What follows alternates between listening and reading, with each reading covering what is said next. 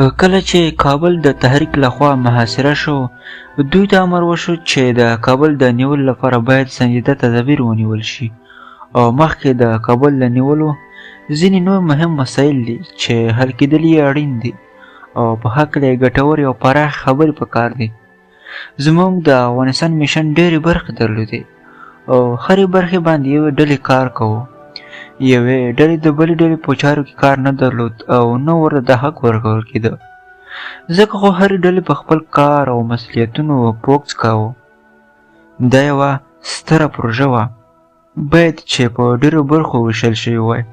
موږ هېڅکله هم نه غوښتل څو دغه طلایي چانس له لاسه ورکړو.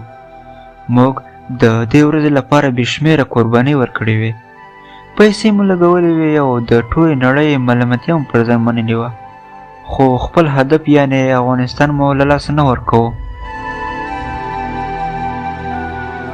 زموږ ډلې ویره لرله چې که تحریک کابل ته نږدې شي، کیدای شي وروستی ولسمشر چې زموږ له اساسي موخو څخه و له خپلو ملګرو او یا له شمال ټولوالي سره لاړ شي، او که څه هم چې د ملګرو ملتونو ځینو چارواکو ډاډ راکړی و چې وروستی ولسمشر په کابل کې پاتې کیږي او هیڅ ځای ته د تللو اجازه نه ورکوي، خو بیا هم ویره راسره وه چې هسې نه ولسمشر مو له لاسه وځي.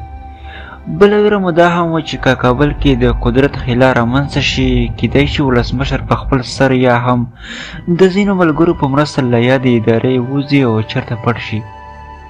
که پټ هم نه شي، کیدای شي ډېری خلک یې ونه پېژني، ځکه کلونه تېر شوي او حتمي ده چې څېره کې به یې بدلون راغلی وي، نو کولی شي چې په ډاډه زړه هر ځای ته لاړ شي او ځان پټ کړي، یا هم کیدای شي نور ډلې ټپلې یې ووژني او موږ ملاقات ورسره ونه شي.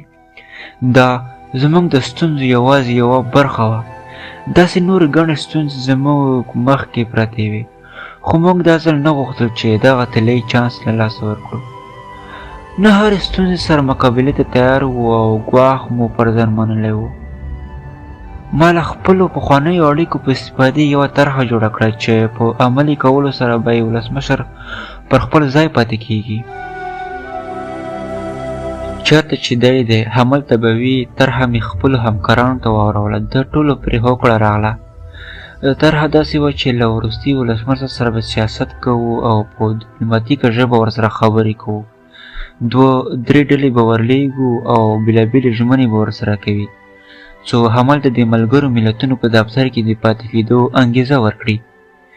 یو ډله به ورته د راتلونکي نظام کې د لوړ مقام او منصب ژمنه ورکوي، بله ډله به یې هند ته د لیږلو ژمنه کوي او درېیمه ډله به یې په همدې دفتر کې د ساتنې ډاډ ورکوي. همداسې مو وکړل. لومړی مو د تحریک د استازو په نامه یوه ډله جوړه کړه. دې استازو کې مو ځینې داسې کسان پیدا کړل چې په واقعیت کې د وروستي ولسمشر ملاتړي وو او هیڅ بده پرې نه لورېده. اصل کې موږ نه غوښتل چې وروستی ولسمشر چې خوار، ځیرک او هوښیار سیاستمدار دی زموږ پر پلانونو پوه شي.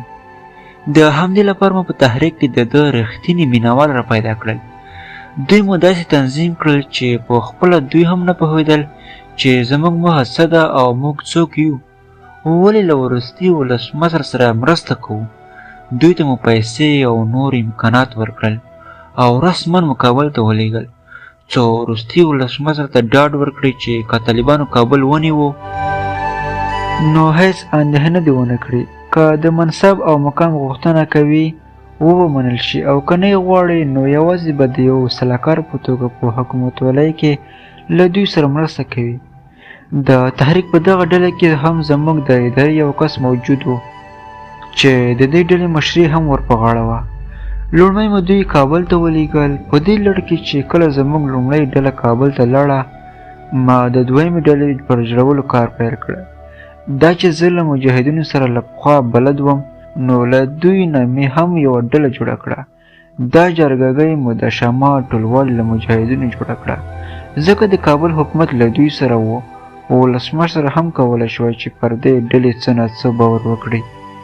دا هغه کسان وو چې د کابل حکومت کې ونډه لرله او اجرایه صلاحیتونه یې درلودل.